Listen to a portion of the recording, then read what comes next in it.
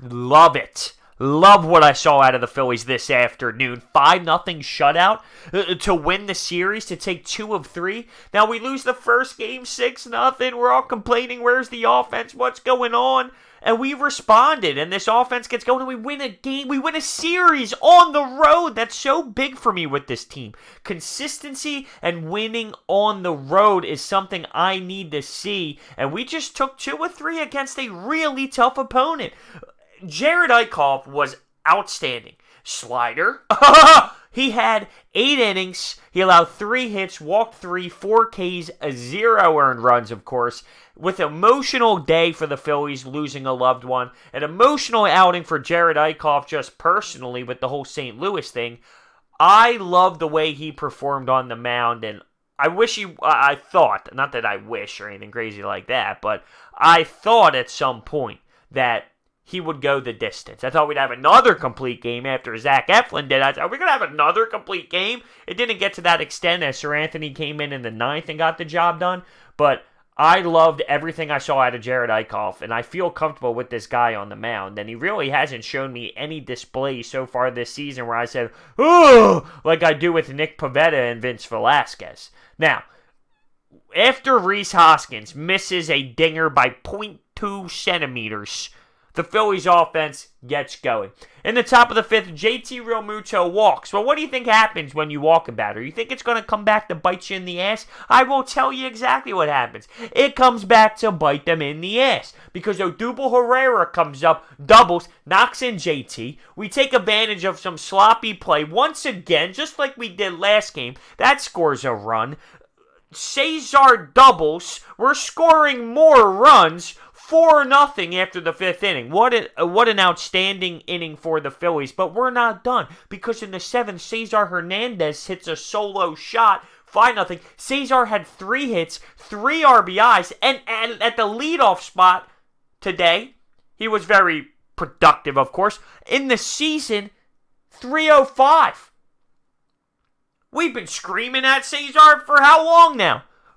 In our defense, a lot of it has been defensively, and there was a tiny, tiny spot early in the season where he couldn't get going.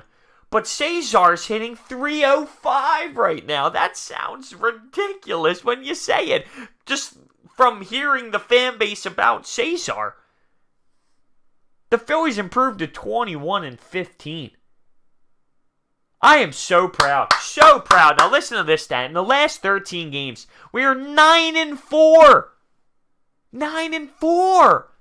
Why doesn't it seem that way? Now I think it's starting to hit me. Like, you know what? Yeah, that 13 stretch probably did seem like that. Because I talked about it yesterday. The 20 wins that we had at the time, not including today's, it seemed like not a very fun 20 wins. Well, after I realized, 21-15, nice stretch we're on. Oh, man, okay.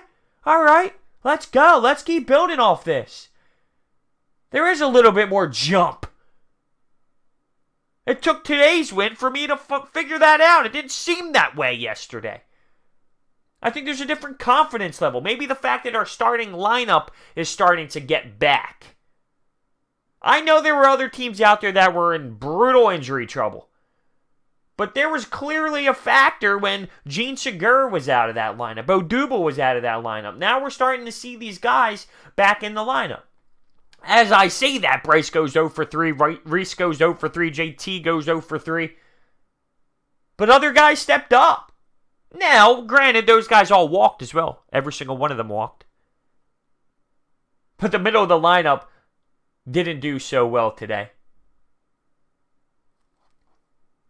7 total hits. We have an off day, and we move on to Kansas City, where we should have a good opportunity to make some noise and win some baseball games. Nick Williams stepped up, and he had 2 hits today as Andrew McCutchen got to relax, had the off day. I was interested to see how JT Realmuto would do and if he would play, honestly, because at the end of last game when he was running the first, there was a little bit of one of these where favoring the leg. But he was productive with that 1 walk, even though he went 0 for 3.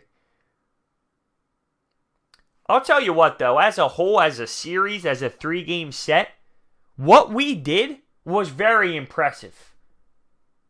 Outside of game one, where Vince Velasquez was calling off JT Realmuto with pitches and then allowing home runs and not producing any offense, what was a big portion of games 2 and 3? I'll tell you what it was. Pitching. Now, our offense produced runs too, of course, but our starting pitching in games 2 and 3, unreal. Aaron Nola showed us some Aaron Nola. Jerad Eickhoff, 8 innings, 0 earned runs in a shutout win. We allowed 1 run in the last 2 games. And we're not talking about the Marlins, the Orioles. Talk about the Cardinals. We're talking about watching Yadier Molina have 3 hits in game 1. We're talking about allowing dingers to Carpenter, DeYoung. Very impressive. I'll be honest with you. Very impressive. And I want to see this team take it and bring it on a ride. Bring it on a ride. An off day.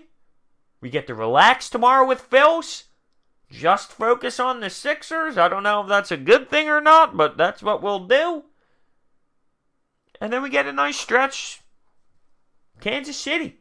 Before things get hot. Before the big opponents start knocking on the door. Take advantage. It's not like the Mets or Braves have been doing well. Now, since this is an afternoon game, I know for a fact those games didn't kick off, so we're not going to talk about their scores yet. They're on the West Coast trip. But take advantage of these. Take advantage.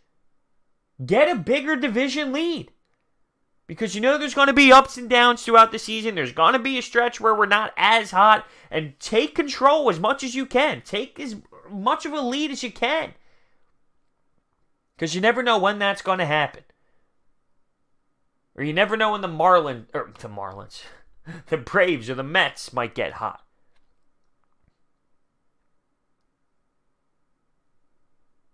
Afternoon games. Afternoon games. I don't know why I love it to the extreme that I do. I guess it's because, let's be real, as sports fans, you have all day long, you drink your coffee at 7 in the morning, you go to work, you do this, you do that, you have class, and all day, is it 7 o'clock yet? Is it 8 o'clock yet? When can I go home and watch the sports? But with this, it's 1 o'clock. Now, I had work, but at work, we have the TV set up with the game on. Then while I drive home from work, I tune in a couple innings on the radio. Just to come home, let the dog out, put the feet up, relax, catch the back end of this thing.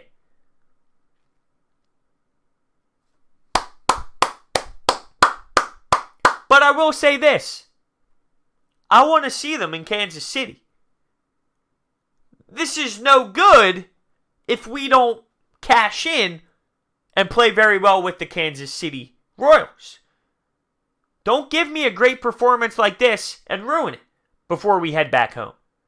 Also, let me challenge them. Win game 1. Win game 1. Please.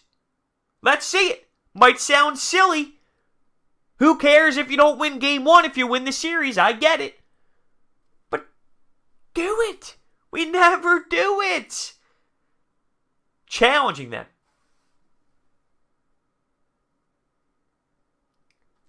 I was hoping that the Bryce Harper Grand Slam and the multi-hits from Reese would keep them going. Now, I'm telling you, with that Reese Hoskins home run, this close to being a dinger. Well, it wasn't a home run, but the almost home run. This close to being a dinger. He should have had a hit. But I was hoping Bryce Harper would spark some juice out of that, but he did go 0 for 3 today. Also, who else had an almost home run today? Was it Michael Franco almost had a dinger that just went foul as well? So 2 super close calls. And I'm telling you, you know why that's happening? Because the lineup is getting back together. Lineup's getting back together.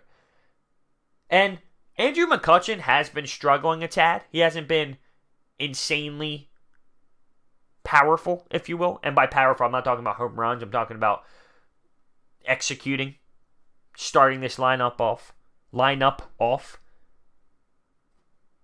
That's why I thought Cesar Hernandez played a big, big part in this. 3 hits in the leadoff spot. That added value to this depth. Let me know your thoughts down below. Thanks for watching. See you guys next time.